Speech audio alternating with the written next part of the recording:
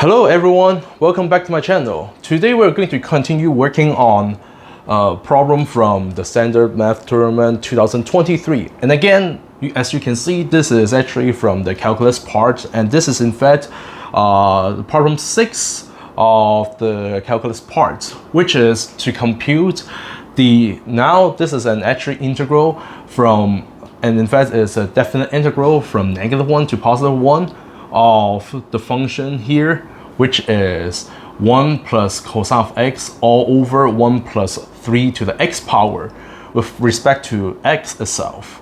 So before we move on, you can actually pause the video and try it yourself first.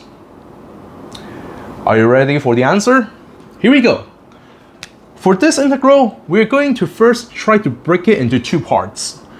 And how do we divide up? Well, we're going to chop up at x equals 0, such that we get the integral from -1 to 0 of the function here. Let me just call it f of x with respect to x itself, plus from 0 to -1, 0 to +1 of f of x dx.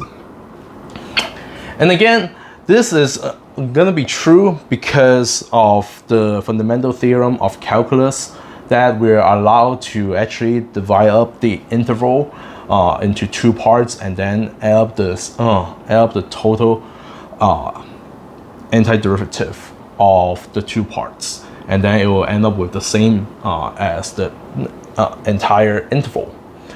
Now, for the second one, we just simply have the function itself, which is actually from 0 to 1 of 1 plus cosine of x over 1 plus 3 to the x power with respect to x. Now, for the first part, we have from -1 to 0 of the function itself, which is 1 plus cosine of x all over 1 plus 3 to x power dx. Then what should we do next? Here is a trick. We're going to do a quick use up for the first integral. And again, you can actually choose the second integral if you want, but then either way, you will actually end up with the same result. So what are we gonna do for the use up? We're going to let u be equal to -x for the first integral. So as u equals -x, du is of course equal to -dx. And for the upper bound and lower bound, we now need to figure it out. As u is approaching to 0 for the upper bound, we have as x is approaching to 0 for upper bound, we have u is approaching to 0 as well, as we substitute into our assumption here, where when x is approaching to the lower bound -1, we have u is approaching to -x, which is negative of -1, and again that's just +1. So that now we have the integral of everything in terms of u instead of x, where the upper bound is still the same, 0, but the lower bound now is actually equal to or approaching to +1. And then inside of the function, we still have 1 plus cosine of, as we see in x, we're going to replace it by -u. And again, because we said u is equal to -x, and we just need to multiply the negative on both sides to get x is equal to -u. So now we have -u inside of the cosine function, where on the bottom we have 1 plus 3 to the x power, and again that turns into -u power as we substitute in. And for dx, again we say that du is equal to -dx, so we multiply the negative on both sides. We know that dx is equal to -du, so now we have -du here. All right, it's good. And then we are going to copy the second integral here, or we will just rewrite it as I2. And now we will focus on I1 and rearrange and simplify what we can do. Now notice that there's a negative sign here, so we can just multiply the negative, or put the negative outside of the integral, and then we're going to flip our upper bound and lower bound. Again, that is based on the fundamental theorem of calculus that we can we can just have the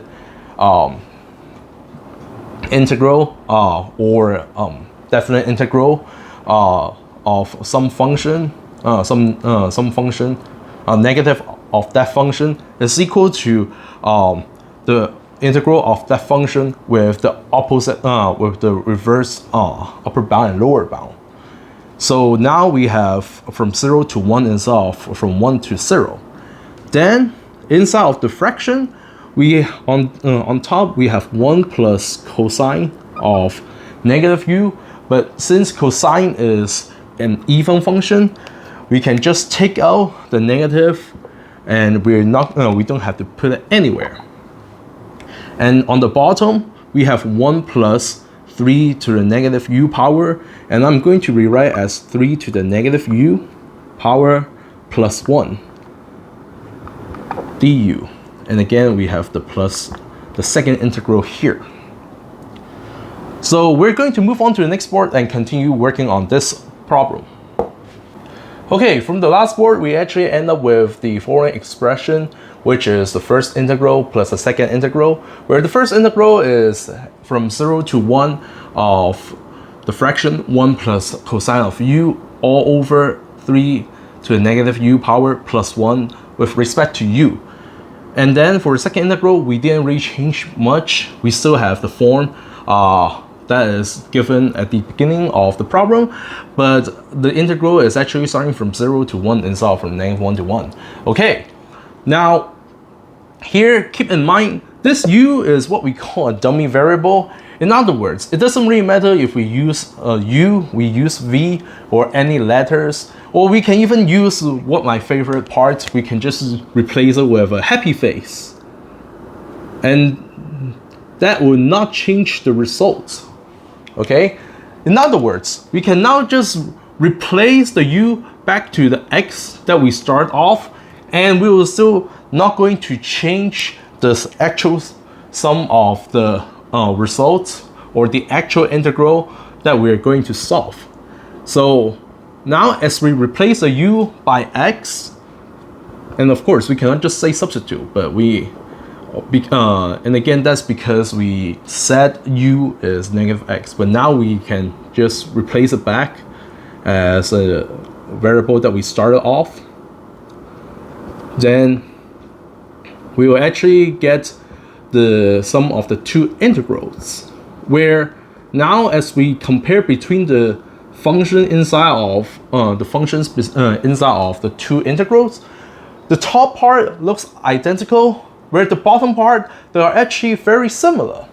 One of them is 1 plus 3 to the x power, the other one is 1 plus 3 to the negative x power, or we can just say it as 3 to the negative x power plus 1. What should we do next? Well, in this case, we're actually trying to force to make the denominator the same, and we will be able to see why we want to do it and how it's going to help us later on. But to do that, we need to make the 3 to the negative x power into 1. How should we do it? Of course, we need to multiply by 3 to the x power so that the negative x and x power will be cancelled out. And therefore, we're going to multiply both top and bottom by 3 to the x power to the first the function inside of the first integral, such that we now have the integral still from 0 to 1 of 1 plus cosine of x over, and again, as we multiply both top and bottom by 3 to the x power, we will actually get 3 to the x power on the numerator part, where the denominator will now become 3 to the negative x power times 3 to x power, which gives us, of course, 1 as they cancel out, plus 1 times 3 to the x power. And then don't forget, this is with respect to x. So we have dx here, plus the second integral, such that now the functions inside the two integrals are almost the same, except the first one has an extra term, the 3 to the x power attached to it or multiplied to it. So next, we're going to combine these two integrals together, again based on the fundamental theorem of calculus. If we have two functions inside of an integral that actually have the same intervals, we can just add the two functions together first, and before we take the integral. So if we do that, we'll actually have the integral from 0 to 1, which is the upper bound to the lower bound to upper bound, of the sum of the two functions, which is, as we factor out the common term, or factor out the common factor, which is the fraction part, we now have 3 to the x power on the for the first function, and then we just have 1 for a second function, such that we have 3 to the x power plus 1,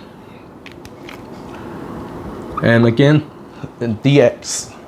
So here is why we want to try to multiply both top and bottom by 3 to the x power for the first integral, because now as we put them together, we actually can cancel out the term inside of the parentheses, 3 to the x power plus 1, with the denominator 1 plus 3 to the x power, such that we can just simplify our expression into 1 plus cosine of x dx.